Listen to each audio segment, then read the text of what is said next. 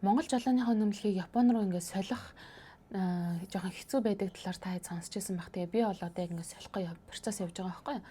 Тэгээд 2 сарын 4-нд би нөгөө Саитамагийн жолооны үнэмлэх сольдог газарт одоо өөрийнхөө ойлгосноор бол шалгалтын цаг авч ингэж одоо 2 сарын 4-нд шалгалт өгөхөөр очсон байхгүй юу. Тэгээ бүх бичиг баримтуудаа бүрдүүлээд ингээ очсон. Тэгээ ямар бичиг баримт бүрдүүлдэг нь бол интернет зөндөө байлаа. Тэгээд эднүүсгээ бүрдүүлчихээд хэрвээ ингээд бүрэн байх юм бол тэрний дараа бичгийн шалгалтанд орно гэж боддог. Хэрвээ бичгийн шалгалтанд тэнцэж чадах юм бол үргэлжлүүлээд жолооныхоо шалгалтанд очно гэсэн тийм ойлголттой очсон чинь тэр өдөр зөвхөн бүртгэл хийлгчээд буцаасан заяа. Тэгвэл тэр бүртгэл хийх процесснаас сансныг бодвол нэлээд тийм өөр байсан. Өөр гэдэг нь болохоор аюу их юм асууж шалгаад юм бэлээ. Жишээлх юм бол ингээд Японоор зөвхөн ярина гэж байгаа байхгүй юу. Тэгээд Япон хэл таньдаг хүн одоо сайн мэддэг таньдаг хүнээ дагуулад хүрээд ирж болно. Тэрнээс биш аппликейшн ерөөсөө ашиглаж тэр одоо бүртгэлийн ажилтнтай ярилцахгүй. Дээрээс нь утсаар одоо хүнээр орчуулахгүй. Яг хажууд нь ингээд тэр орчуулах хүн чинь байж ивэл болно гэж хэлж байгаа юм.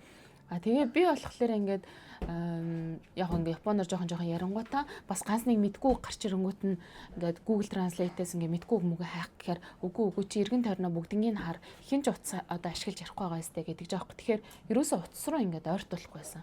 Тэгэж ярьжсэн. Тэгээ тэр ярилцлага нь ямар чиртэй ярилцлага байсан гэхээр одоо би жишээлх юм бол 3 сар Монголд очиод үнэмлэхээ авчаад яг 92 хоног болоод наашаага хурж ирсэн байхгүй. Тэгэхээр миний энэ үнэмлэхийг одоо яг үнэн зөвөр авсан байна уу гэдгийг шалгаад ах шиг байгаа юм. Одоо шалгалтын дээр чинь ямар асуултууд ирж исэн, хідэн асуулт ирсэн. Тэгээ дээрэс нь жолооны одоо дромын шалгалт ирсэн те тэрэн дээр ямар газраар явсан, яг юу болсон процессыг нь яар энэ гэдэг ч юм уу те. Тиймэрхүү тийм одоо ерөөсөө санаанд ороогүй байсан тиймэрхүү юмнуудыг бас асууж исэн. Тэгээд одоо энэс хойшоогоо бас Монгол хүмүүс маань Японд хэрвээ үнэмлэхээ солиулах гэж байгаа над чиг бас нэг яг Монголоос ч үнэмлэхээ авчаад ингээ хурж ирсэн хүмүүс байх юм бол энийг бас анхаармаар санагдсан.